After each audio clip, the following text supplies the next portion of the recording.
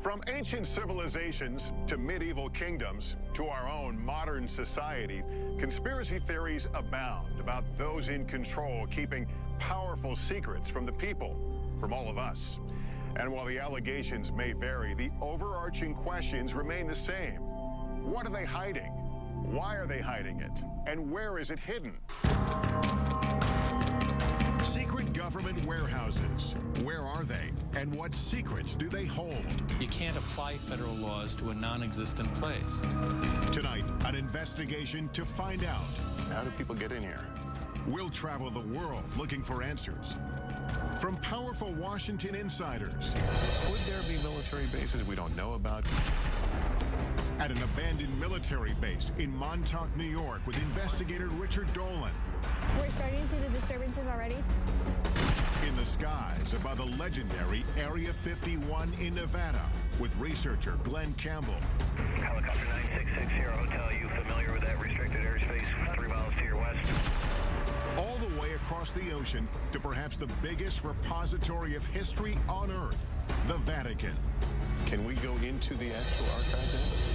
Our investigation will reveal shocking revelations about secret government experiments on U.S. citizens. We were making human guinea pigs out of civilians. Cover-ups about the existence of UFOs. I couldn't tell them what I was done because it was top secret. Potential evidence from a secret base that may provide proof the government has been hiding the truth about extraterrestrial life for decades. You're certainly not human. It's so unusual. It's like nothing I've ever seen before. We'll speak to informants who divulge details about what's hidden and where. There's thousands and thousands of underground tunnels. And for the first time on network TV, bring you footage purportedly smuggled out of Area 51 of an extraterrestrial. Travel with us on a global expedition to find the truth about secret government warehouses.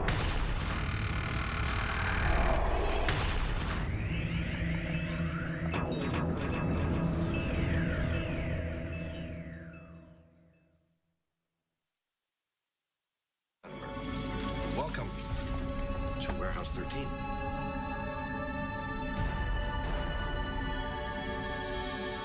The secret government warehouse. It's a concept portrayed in pop culture that has intrigued audiences around the world for generations. What is this place? Officially, K39ZZZ on the North American grid. But I like to think of it as America's attic. In the sci-fi series Warehouse 13, 2 Secret Service agents are sent to a classified location in the middle of the desert. There, they are told they must protect a mysterious government facility full of historical artifacts that have potentially catastrophic paranormal powers. What you're supposed to do is hunt down whatever is threatening to ruin the world's day and neutralize it and bring it here. You're gonna snag it and bag it and tag it. It may seem like a far-fetched idea, but we know there are locations around the world where governments are hiding things.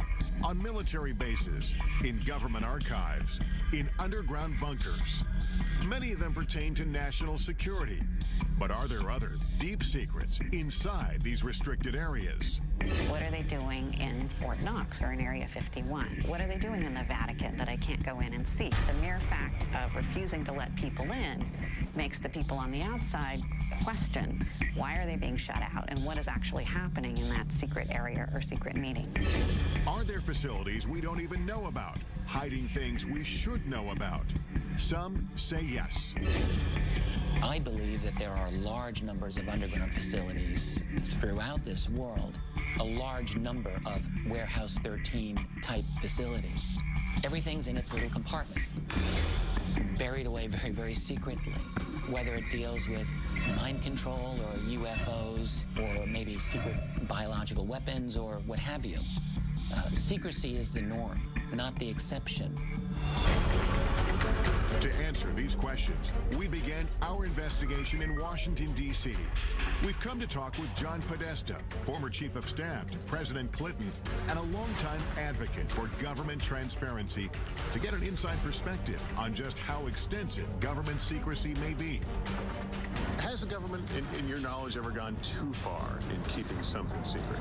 I mean, of course the government can go too far and keep it secret, and those habits kind of die hard. We just need to be observant to ensure that the public gets the maximum information that we can provide it. Is there a sense sometimes that the American public can't handle this information? People who are classifying information think the American public can't really handle it or don't need to know it. But I think over the long term, that's really dangerous. I think the American public can handle the truth. But how much don't we know as a society? There are sensitive operations that are kept secret that is critical to the success of those operations. But having said that, there's a lot that's swept into that zone, which for reasons that really are not about security, but could be done because if the public knew, they wouldn't want it being done in their name. One of the biggest sources of speculation is the existence of still classified UFO files. Why has the U.S. not been more forthcoming, opened up more information about UFO sightings, either proving or disproving? I think that's a question that I ask myself. I mean, is there something really in there that the American people couldn't really be made available to? Maybe, maybe it'll seem whatever the government was doing at the time might seem a little silly in retrospect, but so what? I mean, I think the public has a right to know that. While the U.S. government still keeps UFO documents stashed away at a government facility somewhere, other countries are finally coming clean. In 2008, the UK declassified its UFO records. And for the first time, witnesses, including members of the U.S. military, have been able to publicly come forward with their stories. I couldn't tell them what I had done because it was top secret. Milton Torres is a retired U.S. fighter pilot. In 1957, while stationed in the UK, a strange assignment came over his radio. They informed me that this was going to be an active firing mission. Then they said, this is an unidentified flying object. We want you to shoot this thing down. When Torres reached the designated coordinates, a giant object appeared on his radar screen. It was doing maneuvers that I couldn't follow. It would stop and then take off. Right angles. I got in, within 20 seconds to go, when all of a sudden it just disappeared. I mean, it took off something like 10 times the speed of sound. This is faster than anything we have on the drawing board. I was afraid for my life.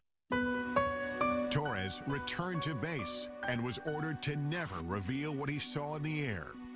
They said that this mission has been declared top secret. You're not to discuss this with anyone, not your wife, not your commander, not anyone. If you violate top secret instructions, you can go to jail.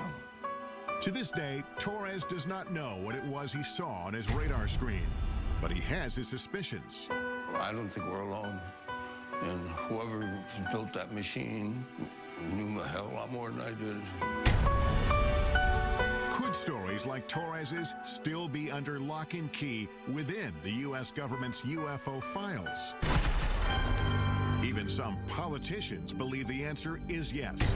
Former Arizona Governor Fife Symington, who witnessed the unexplained Phoenix lights, believes it was a UFO and that it was covered up by the U.S. government. I witnessed a massive delta-shaped craft that silently navigated over North Phoenix. We want the United States government to stop perpetuating the myth that all UFOs can be explained away in down-to-earth and conventional terms. And Ohio Congressman Dennis Kucinich says he witnessed a UFO as well. Congressman Kucinich, did you see a UFO? I did. It was unidentified flying object, okay? It's unidentified. I saw something. Does the government know something about alien technology that it isn't telling us? I am convinced that our government has physical evidence, has answers, has information pertaining to the actual existence of UFOs. Many believe if there is evidence of UFOs, it is held deep underground here at the remote Air Force Base in Nevada, commonly known as Area 51. The heavily guarded base is so shrouded in security and mystery, it wasn't even acknowledged by the government until 1994. Even today, it is hard to sort out who officially oversees it. We filed a written request for access, but weeks went by with no reply, so we decided to call. We put in an official request to film at the government facility at Groom Lake, also known as Area 51. I do think that there is some merit to be able to get onto a base such as yours and see what actually is there and what kind of programs taxpayer dollars are paying for. Thank you so much. Bye-bye. You said that you would be willing to look at our request. While we wait for a reply, we focus on another location steeped in lore. Camp Hero State Park in Montauk, New York. Author and investigator Richard Dolan heads there to look into claims of covert mind control, time travel, and teleportation experiments conducted by the government in underground facilities. I want to find some kind of evidence to show that there may have been substantial underground activity around here. If we get that, maybe we can have another jumping-off point for a further investigation. From 1942 to 1982, Camp Hero was a military base where servicemen were often on the lookout for enemy planes or submarines. But according to Stuart Swerdlow, the base also had a darker side. He claims that from 1970 to 1983, the government experimented on him at Camp Hero as part of a program he calls the Montauk Project. It was actually begun as a project for mind control, programming, genetic manipulation, and esoteric weaponry. Part of the Montauk Project involved time travel or opening up dimensional doorways from one point to another point. Swerdlow says he, along with thousands of other people, were taken off the streets and from their homes and brought to an underground facility at Camp Hero. The Montauk base on the surface was a derelict or old Air Force base. Underneath, there were 9 levels where the operations took place. There were centers where they would keep people sequestered. It may sound far-fetched, but the U.S. government conducting secret experiments on Americans without their permission is not. It has hidden programs from its citizens in the past and stashed away or destroyed the evidence. Like the medical research done for 40 years on poor black men in Tuskegee, Alabama. They were secretly mistreated for syphilis by the government in an effort to see how they would react. It's only one of the insidious programs uncovered over time. At the height of the Cold War, we now know that the United States military was using the American people as guinea pigs, basically releasing radiation into populated areas to see how fast radiation would spread. The military was experimenting on people without their permission, injecting people with plutonium, which is, of course, one of the most toxic chemicals known to science. They even gassed the New York subway system. But perhaps the most shocking programs involved mind control experiments carried out from the 1950s to the 1970s. The most infamous among them was MK Ultra. MK Ultra was a top secret project to see whether or not mind control was a possibility. The military and the CIA began to look into the possibility of LSD, mind-altering hallucinogenic drugs that could brainwash people. Well, the consequences of this, of course, are enormous because this was uncharted territory. People went crazy. We were destroying people's minds. Retired Army officer Michael Bailey says he was one of the military's test subjects. They said the tests were safe. There was nothing to be scared of. Bailey was stationed at the Edgewood Arsenal military base in Maryland in the mid-1970s after volunteering for what he thought was a program to test uniforms and equipment. They explained that we were going to be testing equipment of the battlefields of the future, and it sounded exciting.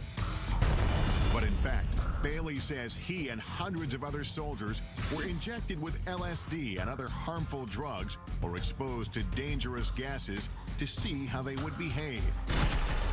We obtained this once restricted training video shot by the military, which shows some of the effects of the experiments conducted on their own men stationed at Edgewood.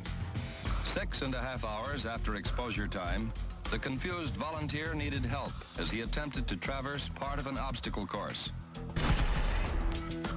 At this point, hallucinations and other mental disturbances were evident. Looking back, Bailey believes his government betrayed him.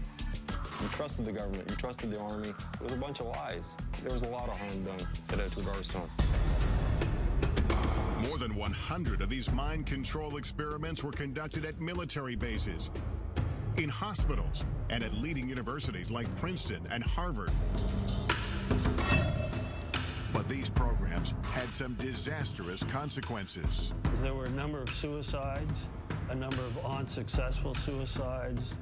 One man who had been dosed with LSD actually tried to commit suicide on his front lawn in front of his children and was in a what's commonly called a flashback state. The truth behind MKUltra was only revealed in the mid-1970s. All the classified documents were ordered to be destroyed by the head of the CIA.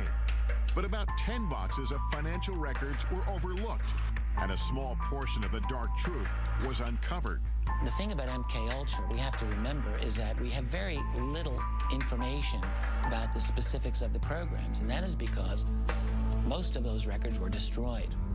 Without comprehensive records about who exactly was involved, some speculate that MKUltra victims may have changed the course of history.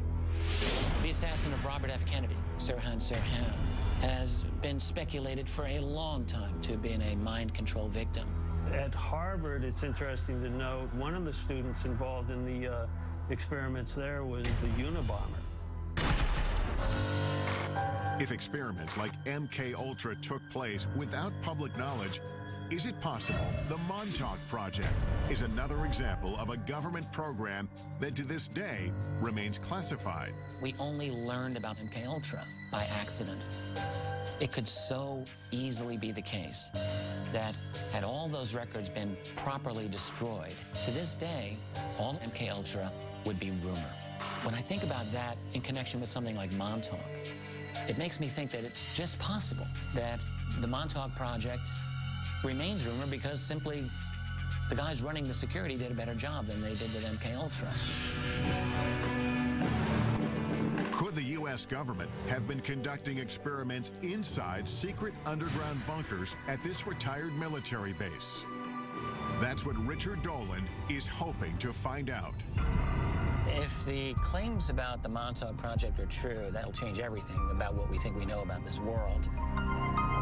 And I have to say, if you're going to have a secret program, then Montauk is a great place to have it in a lot of ways. It's very remote.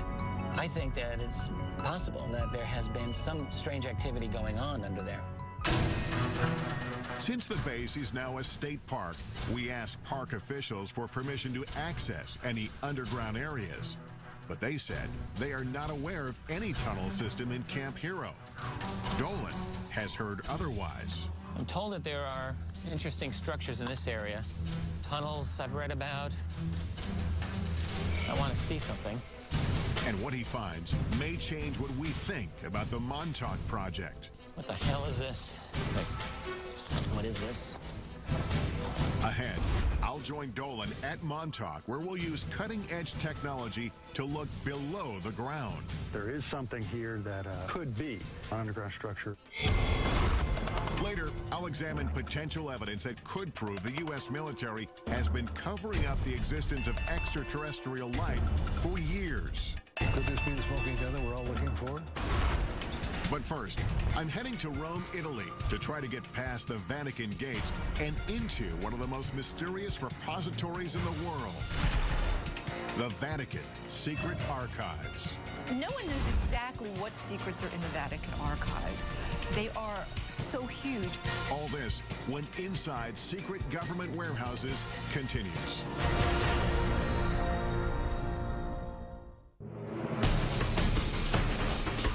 Our investigation exploration into the world's most secretive warehouses brings us here to Rome, Italy, home to the smallest sovereign state in the world, but also one of the most influential, Vatican City. It is the headquarters of the Catholic Church and its 1 billion followers. And although its government rules over only 108 acres of land, the reach of its power has extended around the world. The Vatican is an intriguing place because it's the oldest continuously existing organization on the face of the earth. You can trace it back 2,000 years. The Vatican's role in shaping history is well documented, and some of it, like its support of the arts, is proudly on display here. It's one of, if not the greatest, repositories of art, history, tradition, theology, and written material in the world. It is a treasure trove. Behind me are the hallowed halls of Vatican City, and somewhere deep inside, the Vatican's secret archives. 52 miles of shelves holding thousands of documents. It is perhaps the richest repository of history in the world, and yet it is off limits to almost everyone. For years, scholars and citizens alike have wondered what's hidden inside. Is the Vatican guarding powerful secrets? No one knows exactly what secrets are in the Vatican archives. They are so huge, and scholars are rather limited in what they're allowed to look at. I don't know that we'll ever know everything that they have there. The secrecy and lack of access have stoked the interest of academics, writers, and even Hollywood. In the novel and later movie, The Da Vinci Code, it is speculated that the church might be hiding the truth about the bloodline of Jesus Christ. While in the movie Angels and Demons, an ancient document stored inside the archives holds the key to preventing a secret society called the Illuminati from exacting revenge on the Vatican. This way, please. The archives in the movie is a vast, highly secure, state-of-the-art facility filled with millions of documents. The chambers are hermetic vaults. Oxygen is kept at lowest possible levels. There's a partial vacuum inside. Could the real Vatican secret archives be a facility like this one? And could there be documents inside pertaining to explosive subject matter the church may want hidden? Like prophecies about the apocalypse, evidence of a supposed bloodline of Christ, exorcisms, or secret societies. Information that might alter our understanding not just of the church, but of history. Recent discoveries tell us yes. Vatican archivist Barbara Frale found a document buried inside that is key to understanding the Pope's role in the execution of the legendary Knights Templar. Many people believe that Pope Clement V led the investigation into the Templar Knights and disavowed them and led to their downfall. You have found a document.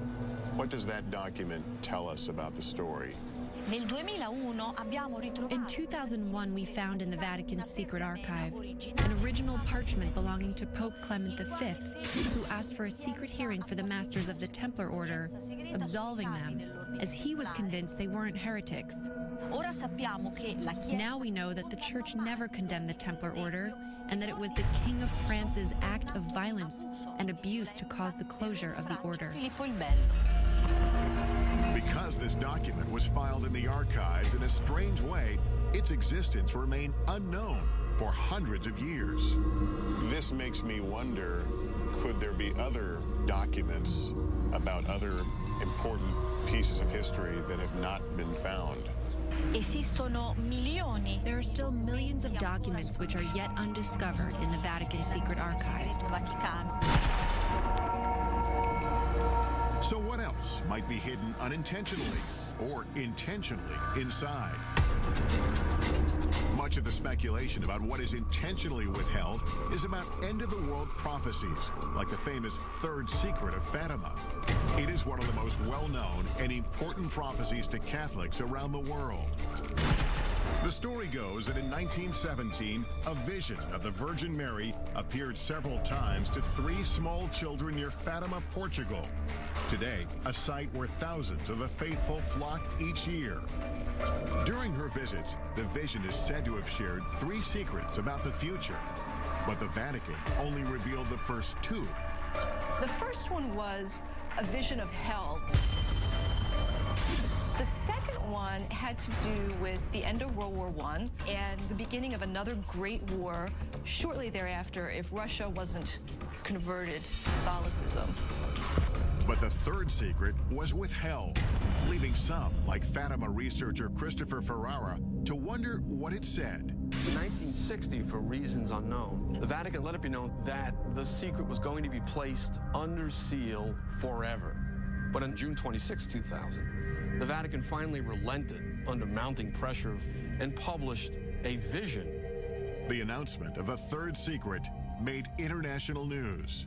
For years, people speculated that the third secret was actually a prophecy about the end of the world. Today, before 500,000 followers, a Vatican official revealed the secret. The vision showed a bishop dressed in white, shot down by a burst of gunfire. According to the Vatican, the prophecy of the third secret was fulfilled on May 13, 1981. That's when the Pope, interpreted as the bishop in white, was shot here on St. Peter's Square as he waved to the faithful from his vehicle. But there are those who don't believe that explanation.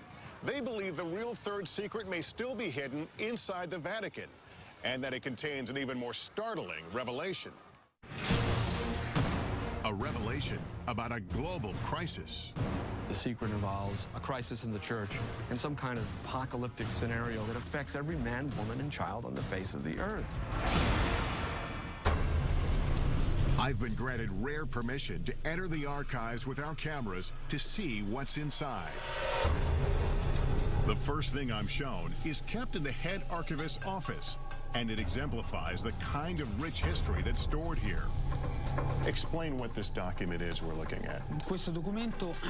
This is the letter addressed to Clement VII from the Lords of the English Parliament, in which they ask the Pope to annul the wedding between Henry VIII and Catherine of Aragon. This led to the Church of England breaking away from the Catholic Church, did it not?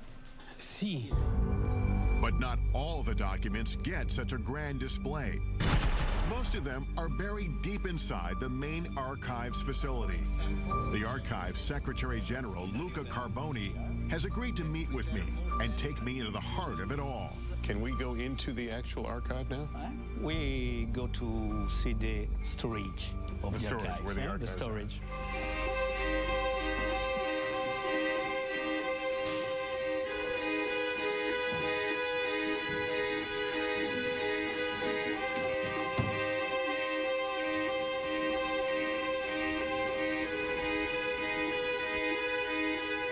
We arrive at the main facility, and I'm instantly overwhelmed by the massive number of files that are before us.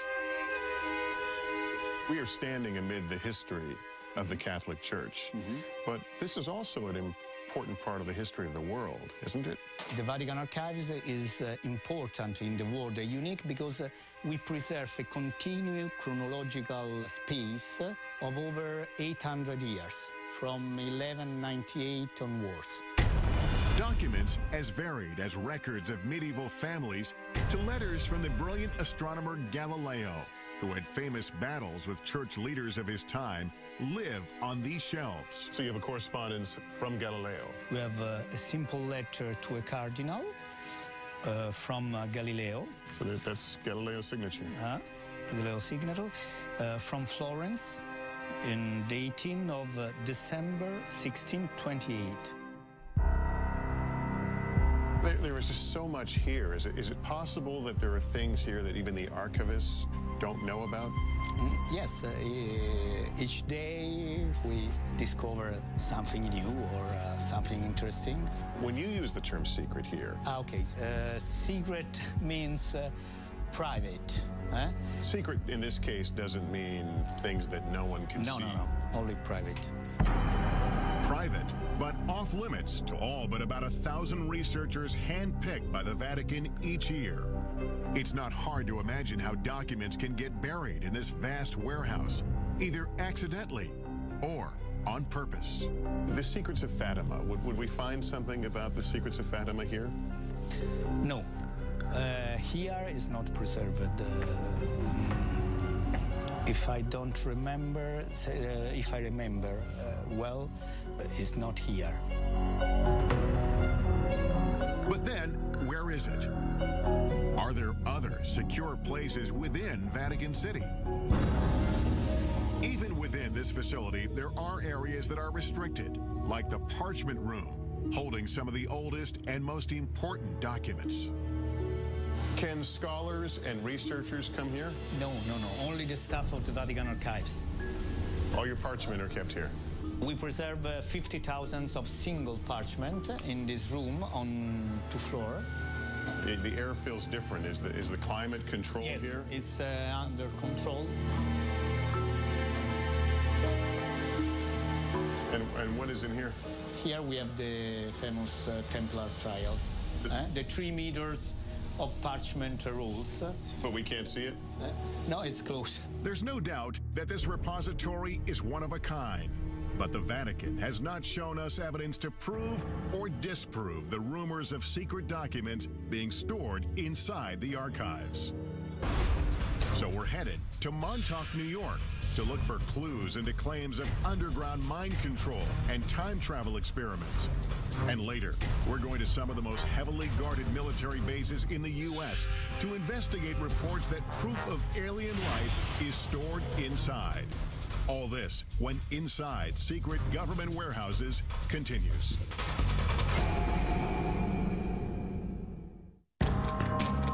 We're on a quest to uncover the world's most elusive government warehouses and the secrets that may be buried inside.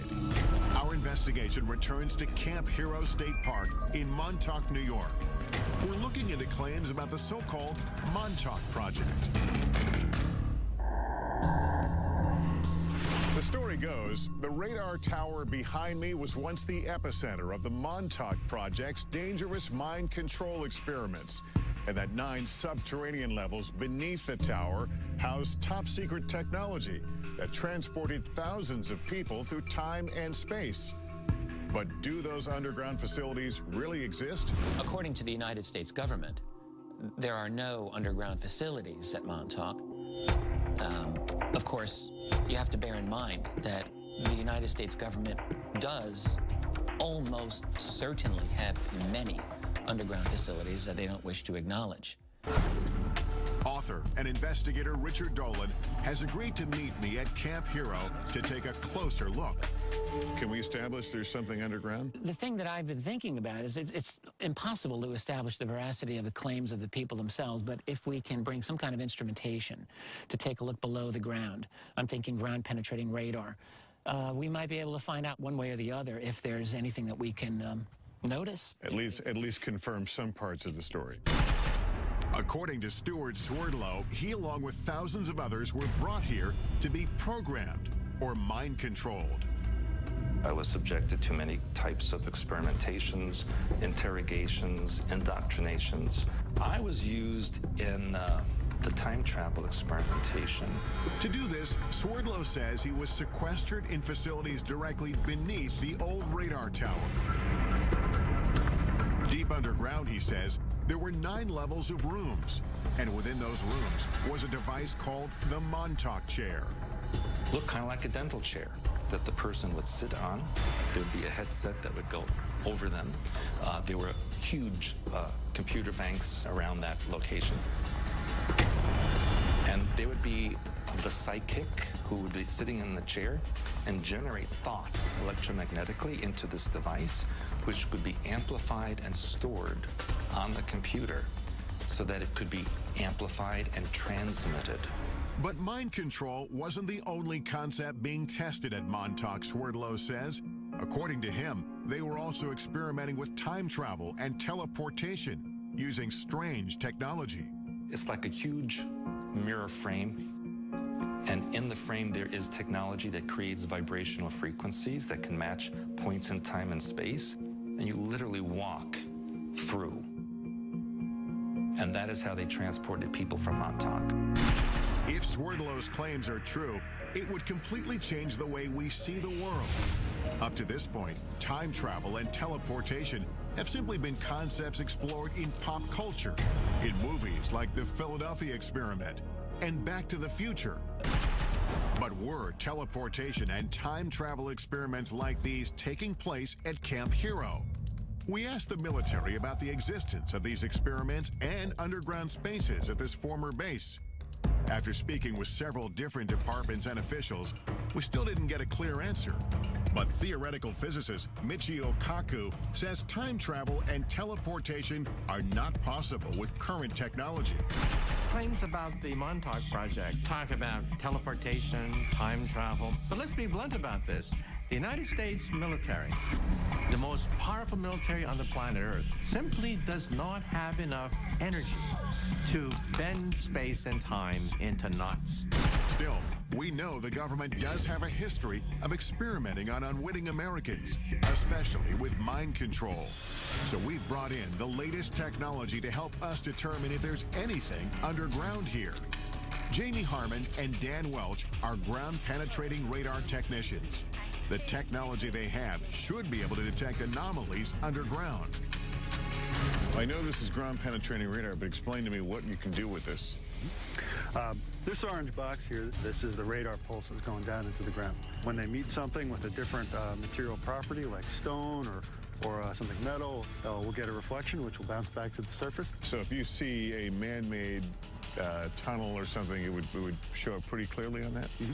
You know, it takes a little interpretation, but it will show up on the screen.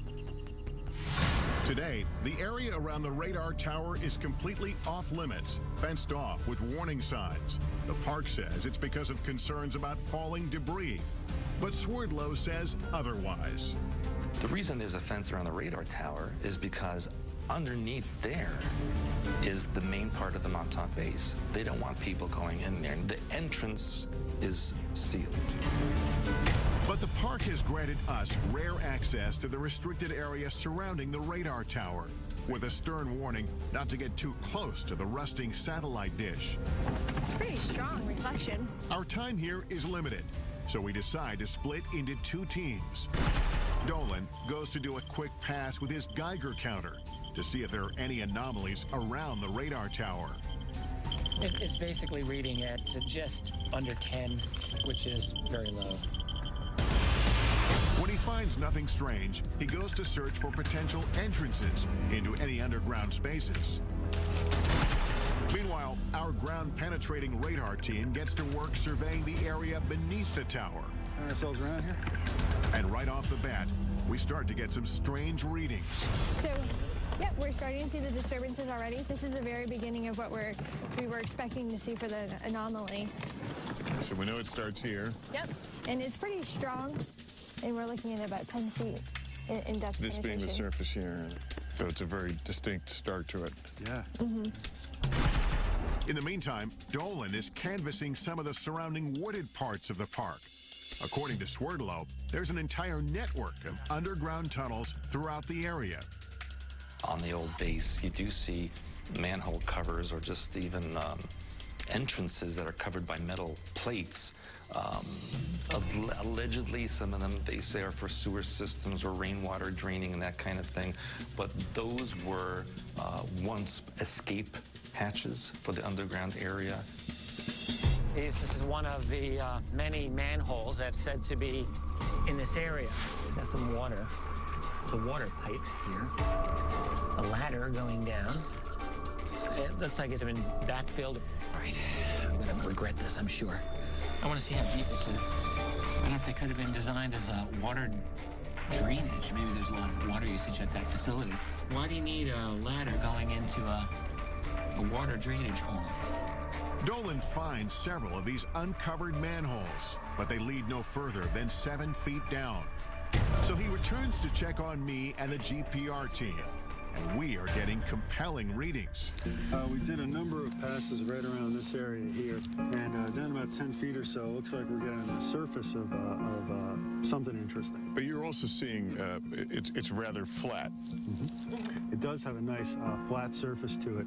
So, given this area here, the topography of this hill, how it slopes down, if something was flat, it might be more evidence that it could be, more man-made. In other words, it appeared that it could be a roof of something that even went below. Sure, could be the top of a, top of an underground chamber. It's the most compelling evidence. Well, it's about par for the Montauk mystery because it gives us a little bit of something, but not enough to really say yes. But here's the deal: it's about 10 feet below us, and if there are 9 levels, apparently we would only see the top level. That's correct. Yeah. So there's no way of knowing what would be beyond that. What the GPR technology has uncovered may be just a first step to determining if there's anything underground. But without the park's permission to start drilling, there's no way to be certain. But that doesn't mean our investigation ends here. We still have one more place to look for proof of underground facilities in the area. Tunnel systems that exist under the town of Montauk and Montauk Manor still exist. These locations have tunnel systems that go towards the Montauk base. We've come to the Montauk Manor, an old hotel built in 1927, to see if we can find these supposed underground tunnels and whether they lead to Camp Hero 5 miles away. So what is this place? These are the access tunnels, like the foundation of the Montauk Manor, and building 27. And the tunnels go for quite a ways. Jimmy Hackett works at the manor and has been exploring these tunnels for decades. Have you gone through the whole route of I've gone through a big portion of it, but there's still some unexplored sections back there that I haven't been through. Have you ever explored Camp Hero? Yeah, I did. Actually, when we were younger, we played up there while it was actually a working Air Force base. We found, I don't know what you call them, but they were tunnel-like. We'd climb down metal rebar ladders into these square tunnels. Are those the manholes that we're talking about? These are different? Yeah. These are cement square with metal lids. And those are now sealed over? Yes. Yeah, I've heard they were filled with cement.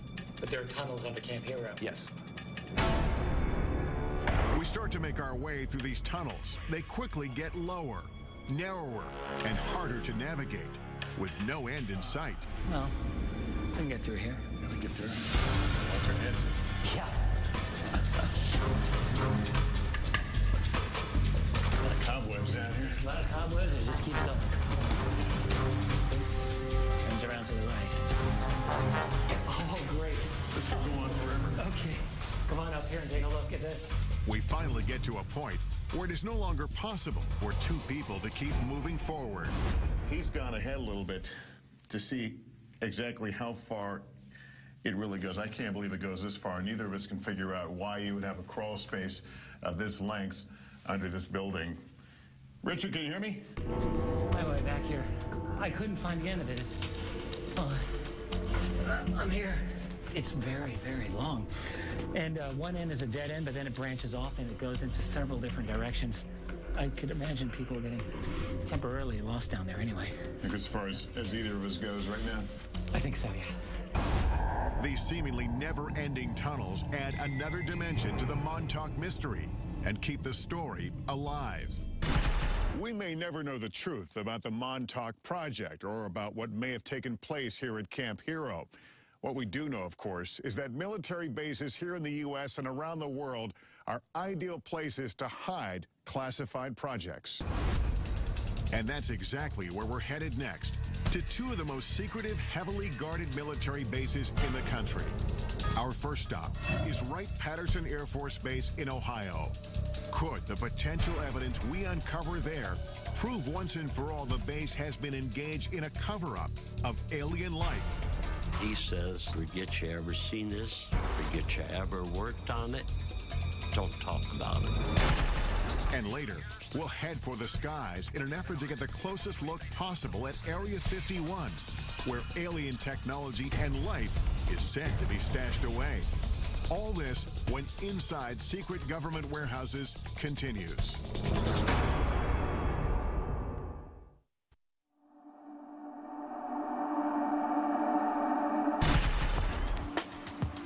Our search for the truth about secret government warehouses has taken us on a global journey.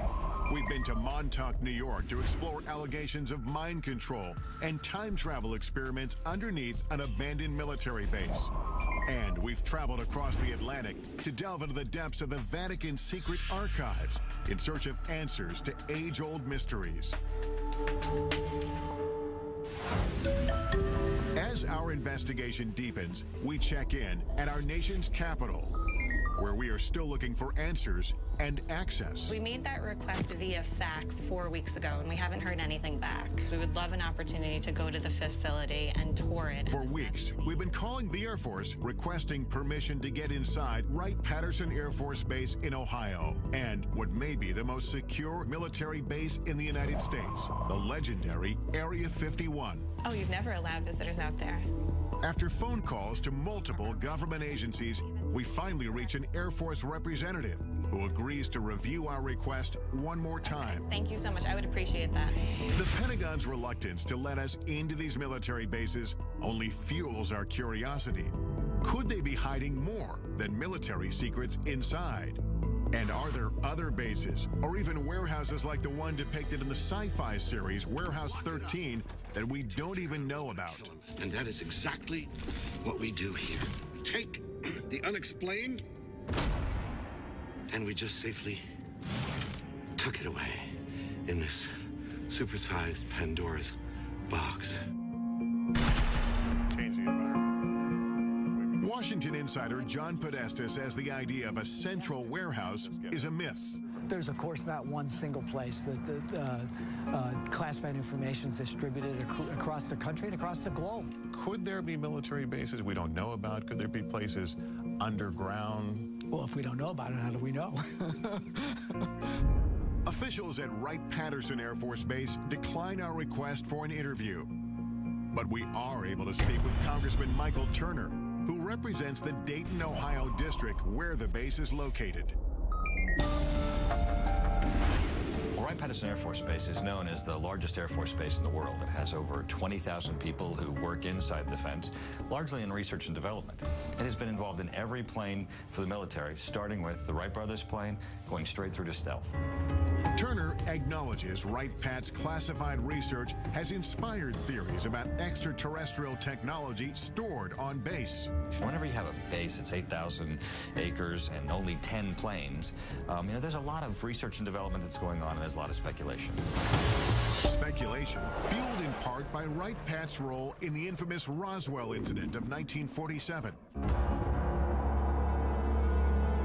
The government has issued at least 4 different official explanations about what actually crashed in the New Mexico desert. And while theories may vary, certain facts are indisputable. A declassified FBI memo dated July 8, 1947, indicates the wreckage purporting to be a flying disc was secretly flown 1,500 miles to Wright Field by special plane for examination. After the Roswell incident, Wright-Pat became home to Project Blue Book, an official government investigation into UFOs. I think people who were interested in UFOs certainly looked to the Air Force to have some kind of greater knowledge about what had occurred than merely those who had witnessed them and what their beliefs might have been. The Air Force investigated more than 12,600 UFO sightings.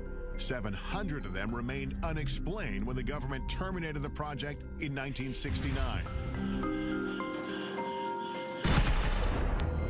UFO author Donald Schmitt says Blue Book was flawed from the start. The true hardcore cases were going upstairs, we're going above Blue Book to something that we'll never know about. Retired Air Force Captain Robert Collins spent 22 years in the military, 6 of them at Wright-Pat. I had a top secret SCI, or Special Compartment and Information Clearance. Honorably discharged in 1988, Collins says he has come forward because he wants the military to stop covering up the secret UFO research he believes it has been conducting at Wright-Pat for decades.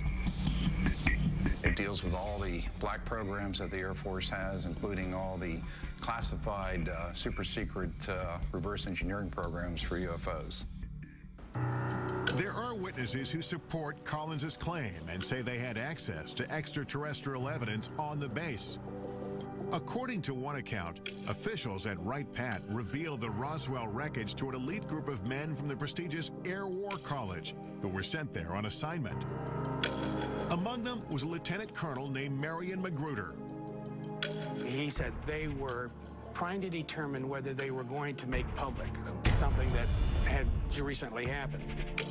A fighter pilot in the Second World War, Magruder, known by his combat moniker Black Mac, was no stranger to military operations. But this mission was unlike any other. It was so highly classified, he only revealed it to his family 50 years later, when he was dying. He said, I want to tell you that we're not alone. Magruder spoke vividly of a shocking encounter with an extraterrestrial being. He had quite a bit of empathy for him, and he said he was more humanoid than alien, but he had a much larger head, larger eyes, long, slender arms, thin little legs. He appeared to my father to be very sad. Magruder struggled silently with what he saw until the last days of his life. My father said we killed him because of the experiments and stuff. That had an incredible impact upon him. And it may be that his memories weren't all that haunted him.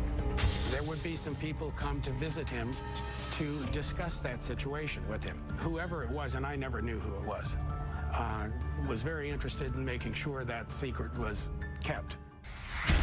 The Air Force referred us to its 1985 fact sheet that addresses persistent UFO rumors. It says there are not now, nor ever have been, any extraterrestrial visitors or equipment on Wright-Patterson Air Force Base. Yet, over the years, questions have grown, suspicions sparked by testimony from former employees, including Robert Collins, who says underground facilities are strategically hidden throughout the base. Never find it unless you knew where to look. Coming up, reports of a complex labyrinth deep underneath Wright-Patt. And physical evidence allegedly from the base that may prove a government cover-up of alien life. I'm too old to worry about my reputation. And later, travel with us to the Nevada desert for an unprecedented investigation into Area 51. If the public ever really knew what happened at Area 51, they'd want to burn the place down. All this and more when Inside Secret Government Warehouses continues.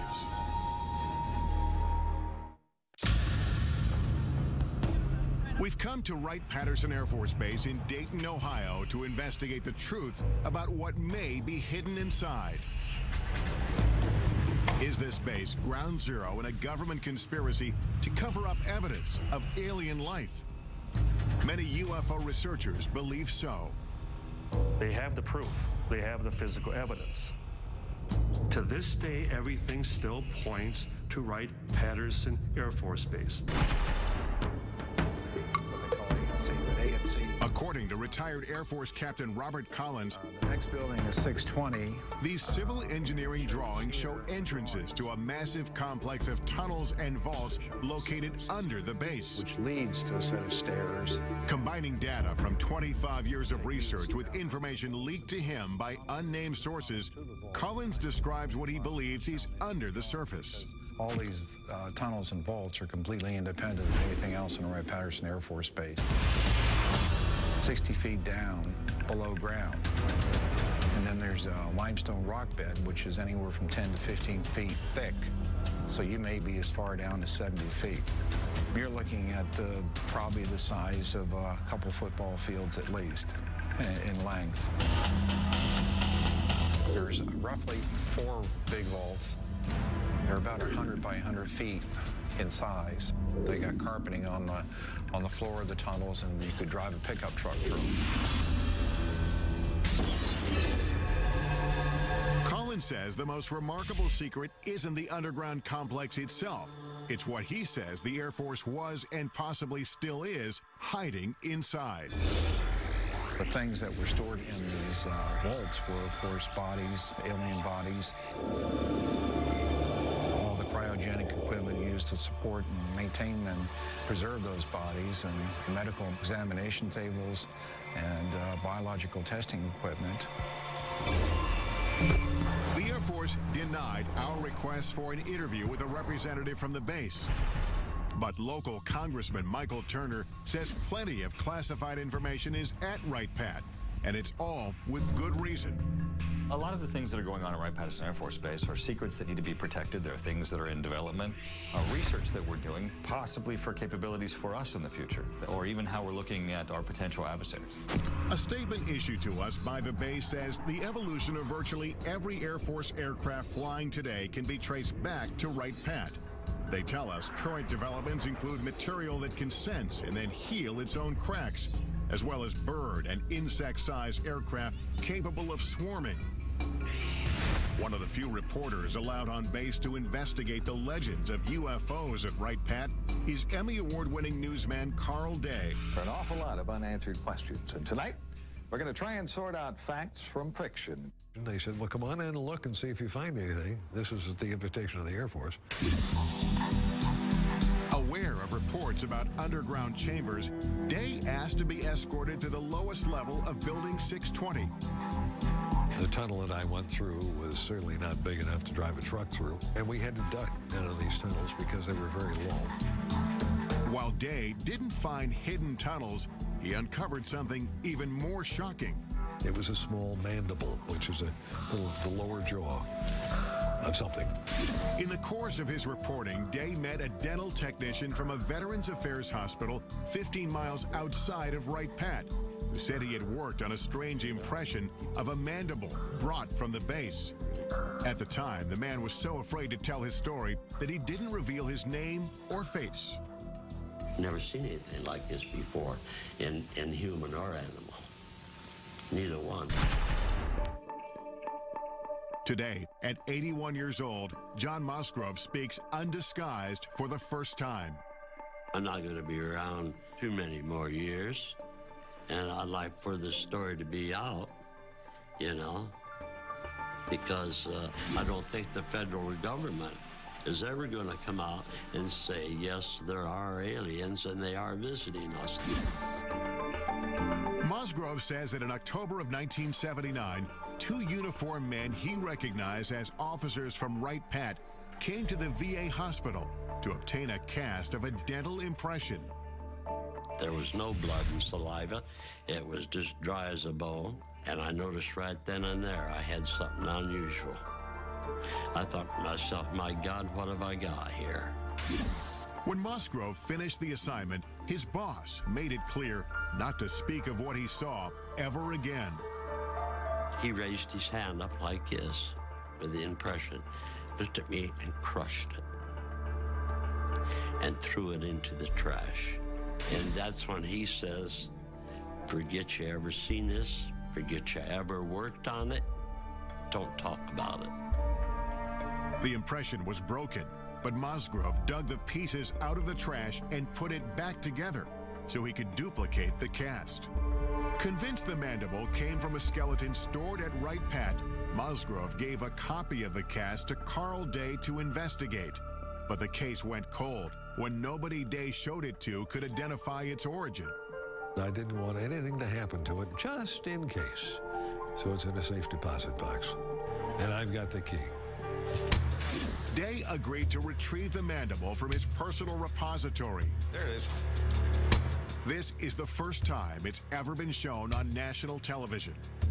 I would love to know if this is indeed representative of true aliens' lower jawbone. You can imagine how small the head must have been. 30 years after the cast was made, pressing questions remain.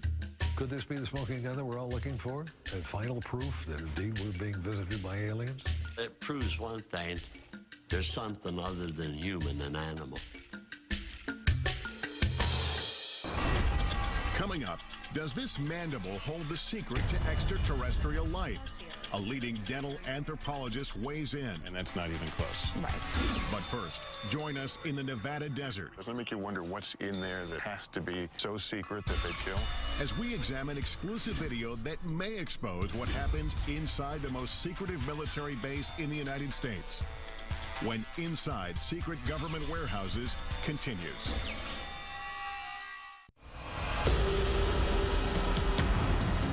Our global journey leads us to one of the most mysterious military facilities on Earth. The legendary Area 51. Area 51 is a black facility, which means it was created to deny its very existence. You can't even approach it. It's so heavily guarded. So it's really hard to know exactly what the government is doing. Government secrecy surrounding Area 51 has made the base so notorious that it's even depicted in blockbuster movies like Independence Day. In the film, Area 51 is portrayed as a massive UFO research complex, complete with flying saucers and alien bodies. After repeated requests for access to Area 51 or a representative, we're turned down. May I ask why we're being denied access? The Air Force issued a statement saying the area is used for testing and training for operations critical to the effectiveness of U.S. military forces and the security of the United States. And some specific activities and operations, both past and present, remain classified and cannot be discussed. Undeterred, we hit the road to find out as much as we can without breaking the law. I'm now driving to the Nevada desert a couple hours north of Las Vegas, heading to the legendary Area 51, a place that perhaps holds some of this country's biggest, deepest military secrets. And what exactly goes on there has been the source of a lot of speculation. As local tourism shows, most of the speculation centers on extraterrestrial projects, reports of warehouses dug deep into the mountainside. There's some sort of earth-moving activity taking place in that area. Where some claim scientists are conducting reverse engineering on alien spacecraft. It was hundreds of thousands of years ahead of our technology. And most shocking of all, potential evidence that may confirm extraterrestrials exist and may have been held on the base. All claims we'll look into in the course of our investigation here. Area 51 has been veiled in secrecy since its inception.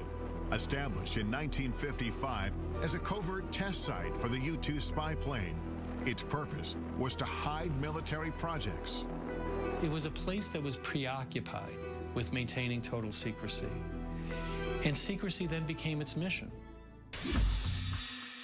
The remote desert location, labeled number 51 on this 1950s map, seemed to be the perfect place for a black facility. But as the base infrastructure and activity grew, information began to leak out.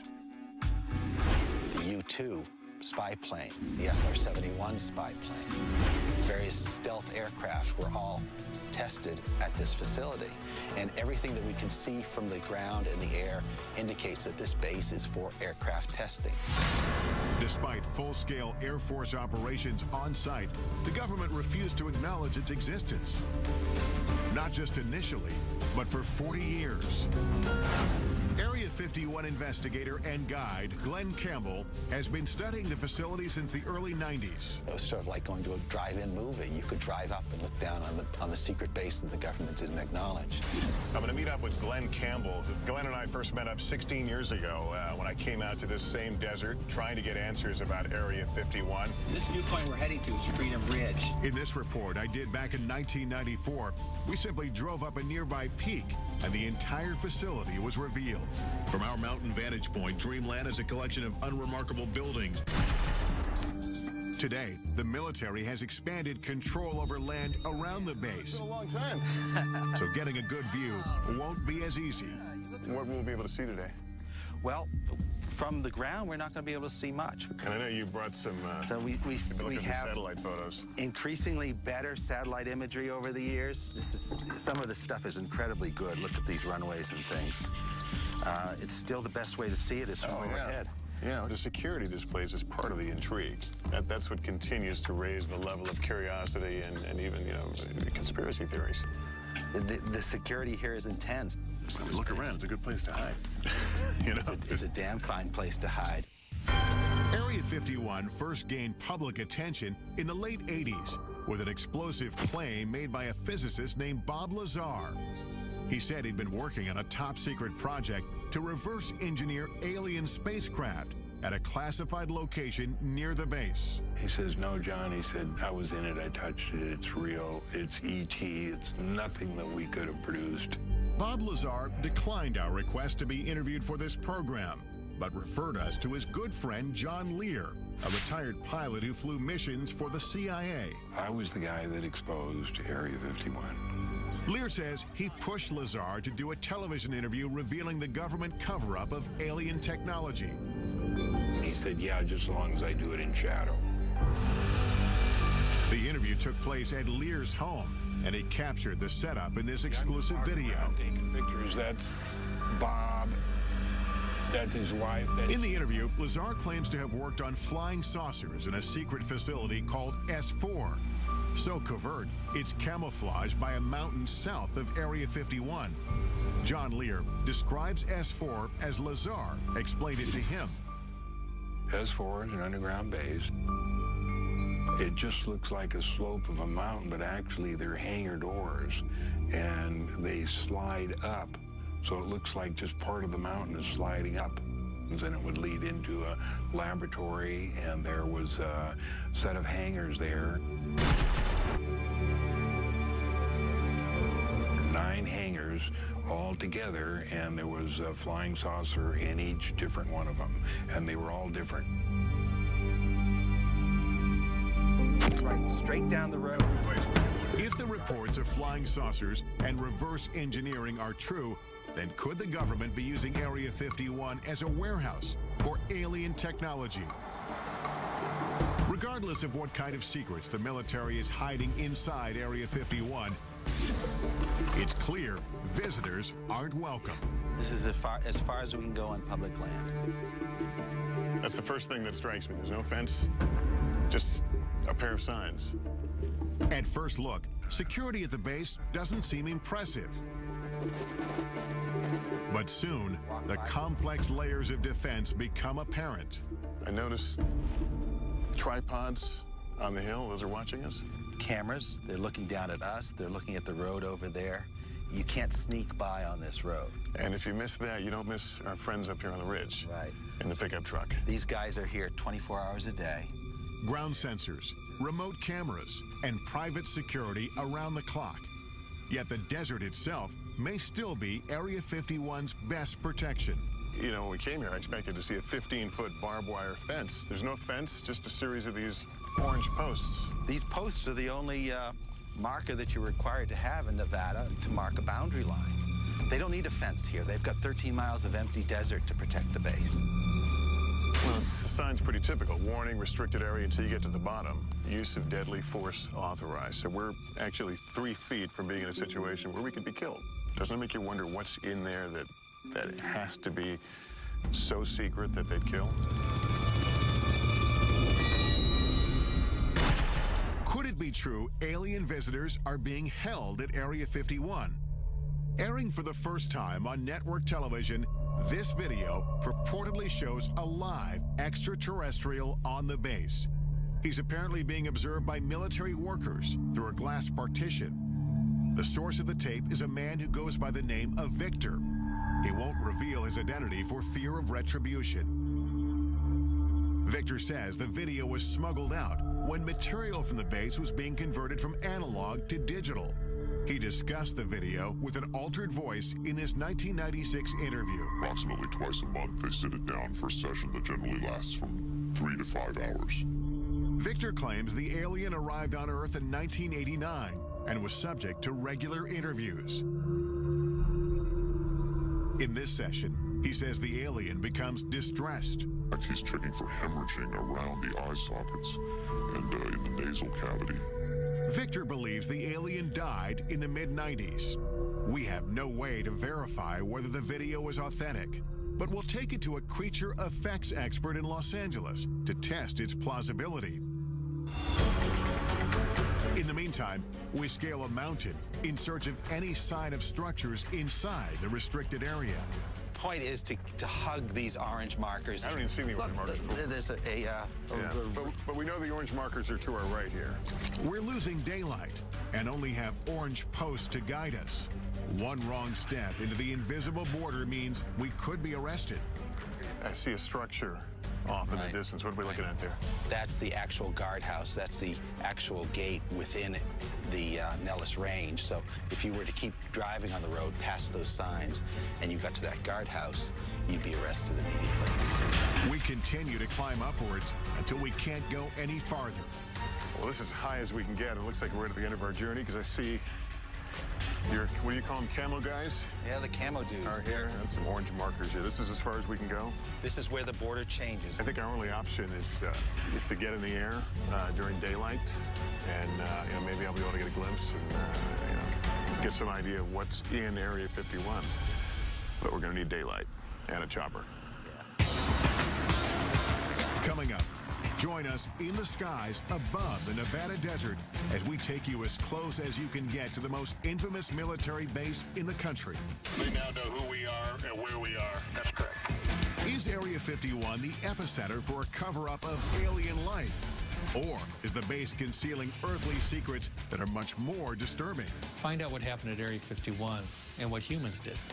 That's scary enough. When Inside Secret Government Warehouses continues. The only people who know what happens inside Area 51 are the employees, and their identities, even down to the cleaning staff, are kept secret. That white bus with the darkened windows, we're told, ferries local workers from around Area 51 who come here to work each day. Those not bussed in are flown in, shuttled back and forth on special unmarked planes. They fly on a private airline known over aircraft frequencies as Janet every morning from Las Vegas to Area 51. This surveillance video shows workers returning from Area 51 on private 737s. These are jets without any company markings. They just have a red stripe down the side. Signing on to work at the base means agreeing to a covert lifestyle. No one can even admit that they work there. Jonathan Turley, a litigator in national security cases, first learned about Area 51 in 1994 when he was contacted by employees who were gravely ill. You're basically told to go die. And they weren't supposed to talk to a lawyer, and they weren't supposed to talk to a doctor. Despite having signed non-disclosure agreements, some workers told Turley they'd been exposed to toxic materials on base. One of them was a sheet metal worker named Robert Frost. He couldn't tell the doctors where he was working or what he might have been exposed to. They could have put him in jail for it. In 1994, I conducted this interview with Frost's widow, Helen. She told me about the first day her husband came home with symptoms. He walked in a door and he was screaming. I looked at him, his face was bright red, and all the skin was peeling off of his face. Turley filed a lawsuit accusing the military of poisoning Area 51 workers through blatant negligence by recklessly disposing of hazardous waste. They dug a football field-sized trench, and they would fill it every week with all types of hazardous and toxic wastes. And then they would just dump jet fuel on it and set it on fire. Though the base was operating in secret, Turley says the impact on some workers was difficult to hide. Many of them developed a strange condition that looked like fish scales on their body. This was taken just before he quit in March of '89. And then he had these large sores on his back. He had those all over his body. Turley's clients wanted to know what they were exposed to, but suing for information was a Kafkaesque task. At the time, the government denied Area 51 even existed. At one point, I just told the judge, Your Honor, I can take you there. I can point you to it. You can see it. How can it not exist as a matter of physics, let alone the law? Turley says it wasn't until he obtained satellite photos of the base that the government finally acknowledged some operations in the general area. They believed that they lived in a special place that was not reachable by federal law, that even killing someone, it was just simply not something to be held accountable for. Eventually, Turley filed several lawsuits on behalf of sick workers. The legal battle lasted for 9 years. Some of his clients died during this time. The lawsuits succeeded in prompting the government to start conducting environmental inspections on the base as required by law. And as a result, the court found one of the cases to be moot. Another one was dismissed for reasons of national security.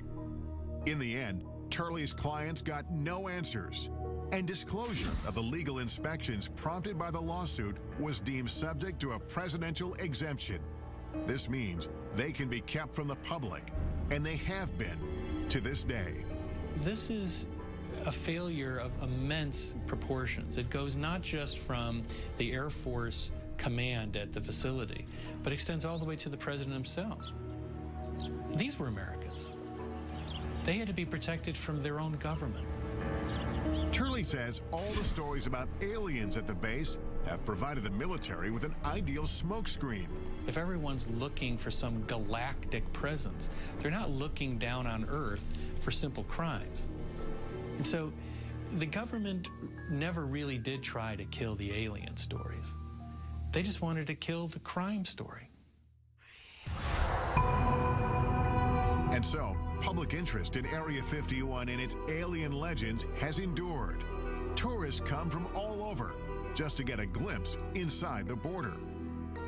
There's all the signs and all the cameras watching you up in the hills and the guys in the trucks. It's like, okay, what do you really not want us to see that's back here? Like, what is it that you want hidden so well? Major land restrictions in the 1980s and 1990s have closed off nearly every reasonable land-based vantage point into the facility. So we concoct another plan. We really couldn't see anything from the ground, but we have another option. We've hired a helicopter, and we're going to go up and try to skirt around the restricted area and see what we can see.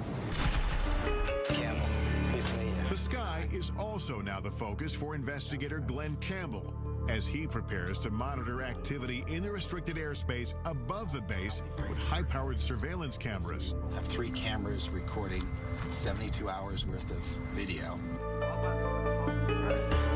These 3 specialized cameras will record continuously and capture anything unusual overhead, day or night. The idea is have Bald Mountain on one side, have this small peak on the other side. What's nicer? As we await the results, I head off to do some aerial surveillance of my own.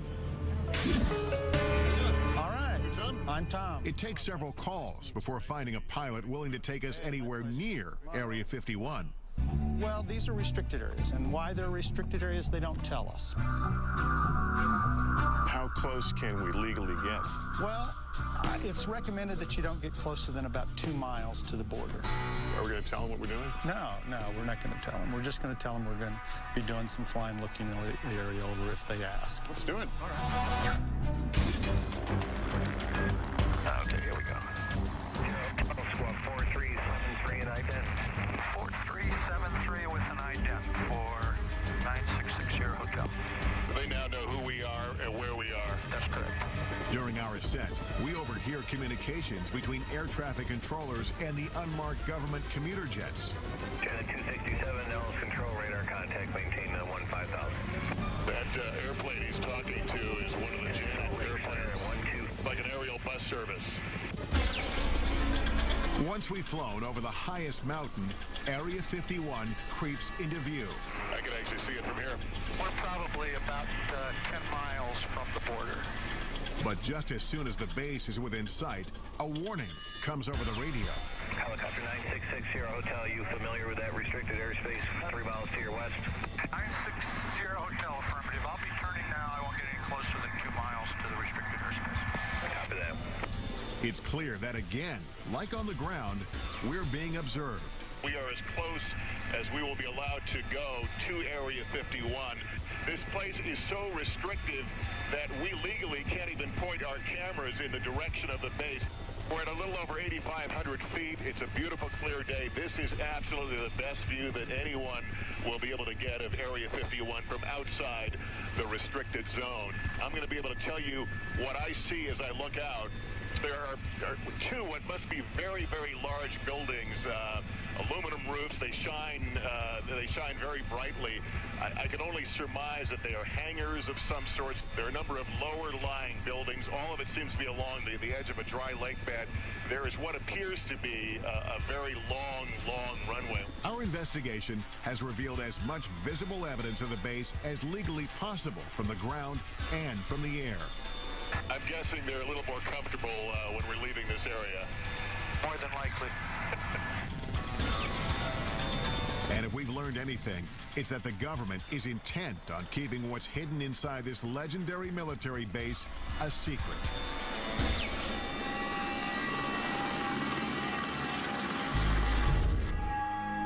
After 72 hours monitoring the sky, our video surveillance captures some anomalies.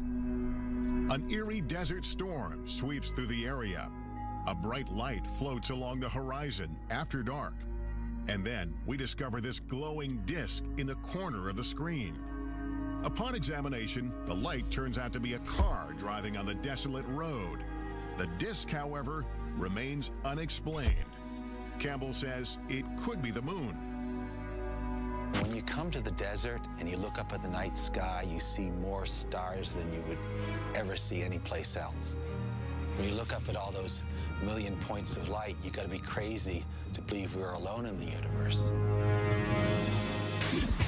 Coming up, our investigation continues as we travel from coast to coast to analyze the evidence we've discovered on our journey. What will the purported alien interview video from Area 51 reveal? And could this mandible support theories of extraterrestrial life? It's like nothing I've ever seen before. Answers coming up next on Inside Secret Government Warehouses.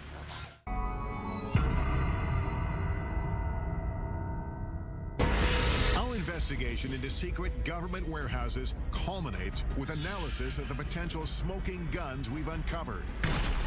Does this video of an alleged alien interview at Area 51 reveal the truth about life beyond Earth? And could this mandible prove alien remains have been hidden on bases like Wright Pat for decades? We'll explore all the possibilities with top experts, starting with one of the most sought-after creature effects artists in Hollywood. I'm looking for that one piece of footage that is undeniable, that I can't look at or other people can't analyze to death. Kevin Yeager designs creatures, aliens, and humans for a living, most notably Chucky from Child's Play and A Nightmare on Elm Street's Freddy Krueger. Yeager agrees to analyze the video using 25 years of experience in puppeteering and film. The first thing that I saw, was an alien thing that actually looked like it was alive. If you look closely, you can see there's a small little mouth. It kind of looks like it's, pursing and moving like a natural mouth would. It's got big doughy eyes. It's got a big head, and it moves in a pathetic way, and you want to take care of it, and suddenly your heart is involved. Just as Yeager starts to identify with the alien, he spots questionable movement. There's some quick, jarring movements that every now and then see this little jerk bobblehead that happens here. Right there is kind of a jerk bob, and the shoulders move as well. A telltale sign, he says, that the alien is a puppet. It's the head movement that tips Yeager off, and he uses this animatronic doll to explain. Now, if you go slowly, like it was first moving very slowly, you can kind of take all the bobbles out. But then once he began to get kind of tired or go into his sick state, he began to wiggle and jiggle like this, and then that's what it kind of gives it away. But when dealing with a life form we know nothing about, Yeager admits anything is possible. Maybe the atmosphere here is different and the pressure, and they can't handle it, and the gravity is too hard on them, so they do bobble. Still, Yeager says it looks like the setup is hiding something. The darkness of the videotape, the fact that the alien is sort of back behind a desk, I believe that is to obscure a possible puppeteer behind there. Yeager thinks the alien and the video are a hoax, but he says it wasn't a bad try. There's certain organic elements to it, and I can totally see why people would think this is real. Hoaxes do nothing but undermine efforts to get to the truth. With that in mind, we head to New York City to visit NYU dental anthropologist Shara Bailey. She has been studying the mandible we obtained during our investigation at Wright-Patterson Air Force Base. The jaw shape is what struck me first, because the shape of this jaw is very narrow in the front part, and then it kind of dips in here, and then it's very wide in the back. And this is very unusual for a primate. It makes this curve and then comes out. Yeah, it's kind of like an S curve, I guess you might call it. And certainly our teeth and jaws don't do that. No, they don't. Dr. Bailey has 2,000 primate casts, one of the largest collections in the nation, and she's compared the mandible to every single one. Can you say with any fair amount of certainty that this is not from a primate? Yes, I would put my career on it that it's not from a primate. Although Bailey can't match the mandible to anything she's ever seen, her examination of the cast does reveal new information. The cast was made from a skeleton. And this is of a living person. Because we see the gum here? Yeah, you can see the gum, and you absolutely can't see the gum here. The creature lost its teeth after it died. And there are also crypts. You can see that where the teeth might have been. The remaining teeth show it was an omnivore. It's something that eats both flesh and vegetables. And dimensions of the jaw indicate the size of the creature itself. This is a macaque, but it has a jaw similar in size to this. And so whatever this creature was, it was the size of a small dog. And the skull size would be similar as well to match this? Yeah, there's a very good correlation between jaw size and skull size. The cast has some characteristics that strike Bailey as peculiar, including signs of being scraped with a tool. It's definitely been modified. So that I can tell you. Whether it's authentic and it was modified for some other reason, it's very hard to tell. She also questions the apparent human-like dental pattern, which could disprove the notion that the cast came from an alien skeleton. If we're an alien and evolved on a different planet, totally separate from us, why would we ever expect it to have the dental pattern, the same number of teeth and the same types of teeth as a human? It's very odd. If in fact this came from another planet, how would you begin to really compare it to find out what it is? All I can do is compare it to living things on this planet. This mandible is not of any creature that comes from our Earth, that's for sure. This alleged alien artifact tied to our nation's most complex Air Force base may be just the tip of the iceberg of what the government doesn't want us to know. Could this be one of the many secrets locked away in classified government warehouses around the globe? And is there a real Warehouse 13?